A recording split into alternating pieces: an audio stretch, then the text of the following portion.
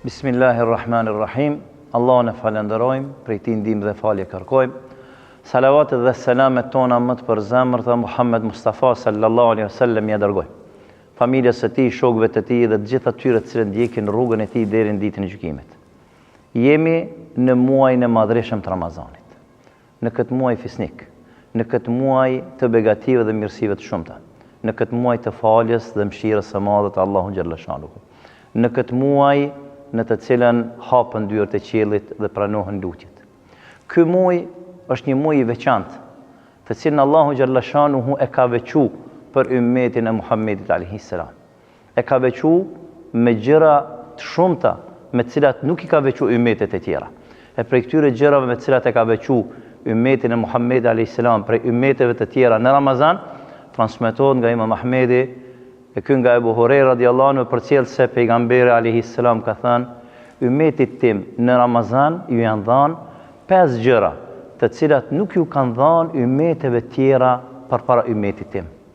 E para, era e gojës së agjëruesit është më e mirë se era e miskut.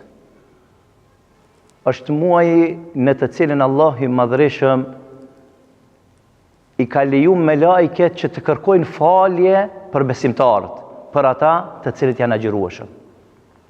Në këtë muaj, Allahu i Madhreshëm çdo ditë e hieshon xhenetin e tij, edhe i thot, janë gati robët e mi që të lirohen prej vuajtjeve dhe brengave të kësaj bote dhe të vinë tek ti.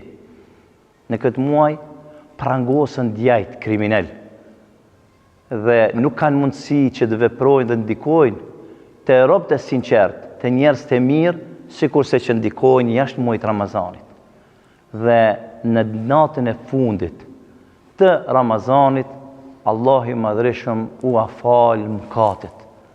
Është pyet pejgamberi alayhis salam, ja Rasulullah, a është kjo nata e Kadrit? Tha jo, por punëtorit i ipët paga e tij kur të përfundon punën e tij. Të nderuar vëllezër dhe motra, këto veçori me të cilat Allahu i Madhreshëm e ka veçuar këtë ummet në muajin e madhreshëm të Ramazanit janë një nder që Allahu i Madhreshëm ja ka bë ummetit Muhammedit alayhis salam. Era e gojës së agjëruesit është më e mirë, më e këndshme, më e dashur tek Allahu i Madhreshëm se sa era e miskut, e parfumit më të mirë. A thua pse? Kjo për faktin se ne e dim se kur njeriu qëndron një kohë të gjatë, pa ngrënë edhe pa pi, nga goja e tij del një aromë jo e këndshme për njerëzit, por tek Allahu xhalla shanu është më e mirë, më e dashur se aroma e parfymit. Pse? Për faktin se kjo aromë është rezultat i një adhurimi të sinqert për Allahun xhalla shanu. Është një rezultat i një adhurimi, një vepre të mirë të cilën e don Allahu xhalla shanuhu. Prandaj, edhe kjo erë pa këndshme tek njerëzit, tek Allahu xhalla shanuhu është më e dashur, më e mirë se sa era e parfymit më të mirë.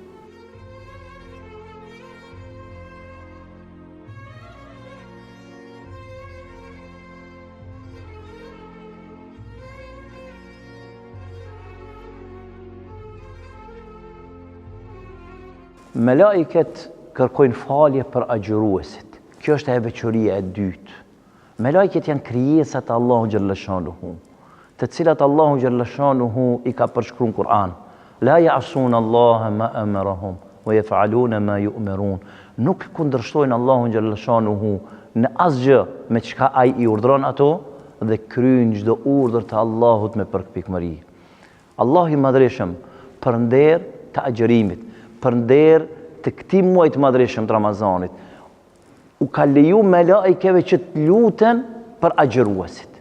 E kjo është një nder i madh që Allahu xhalla shanuhu ka bërë agjëruesve, që për ta të luten ato krijesa të cilat Allahu xhalla shanuhu lutjen e tyre asnjëherë nuk e refuzon. Prandaj kjo është një nder i madh që Allahu i Madhreshëm u ka bërë agjëruesve. Çështja e tretë, Allahu i Madhreshëm çdo ditë e hieshon xhenetin e tij. Kjo jep me kuptu se xheneti ekziston. Ai është i krijuar Dhe Allahu Gjallashanu e zbukuron gjennetin, e hjeshon atë çdo ditë për kënd, për ata robët e tij të sinqertë, të cilët këtë muaj të madhreshëm janë përkushtuar me devotshmërinë më të madhe Allahu Gjallashanu duke agjeru. Dhe i thot gjennetit, robët e mi të mirë, gati janë me u liru prej vujtjeve dhe brengave të kësaj bote, dhe me ardhë e këti. Allah i na mundsof që t'jemi prej banorëve të gjennetit. Në këtë muaj, Allah i madhreshëm u ka largu pengesën kryesorëve besimtarëve. Të pengesë kjo e cila i ndalon nga veprat e mira. Ata janë djajt kriminal. Allah i madhreshëm këtë muaj i ka prangos ata.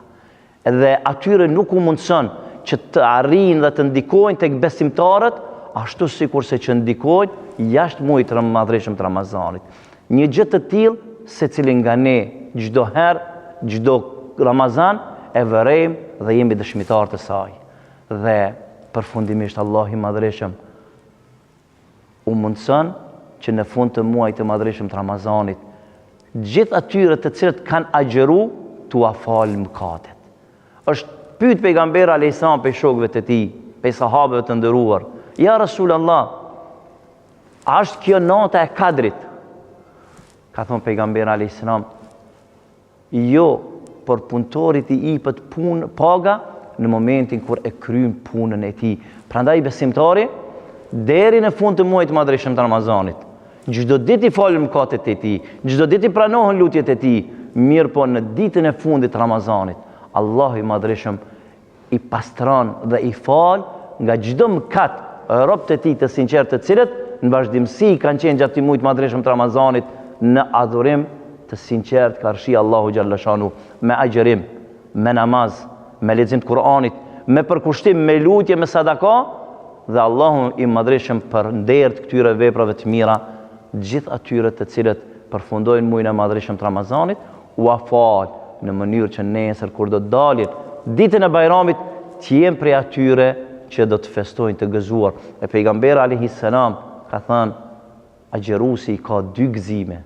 Gëzimin e parë ka kur e bën iftarin e tij çdo ditë, por gëzimin e parë ka edhe ditën e Fitr Bajramit, kur të përfundojnë muaji i madhreshëm i Ramazanit dhe del ditën e Bajramit me fal namazin, gëzohet me iftarin e tij, gëzohet me atë kënaqësinë që Allahu Gjallashanu ja ka mundsu me e përmbyll një mision të tij të agjerimit. Dhe gëzimi i tij i dytë është ditën kur do të takoj Allahun Gjallashanuhu, atë ditë kur Allahu Gjallashanuhu do të thotë ku janë agjeruesit, dhe do t'i ftoj që të gjithë të hyjnë në xhennet përmes derës Rayyan. E lutem Allahun e madhreshëm që të na mundsoj që këtë muaj ta kalojmë me adhurim të sinqert, me agjerim të sinqert, me lutje të pranuara dhe të dalim faqebar për këtij muaji të falur për mëkateve tona.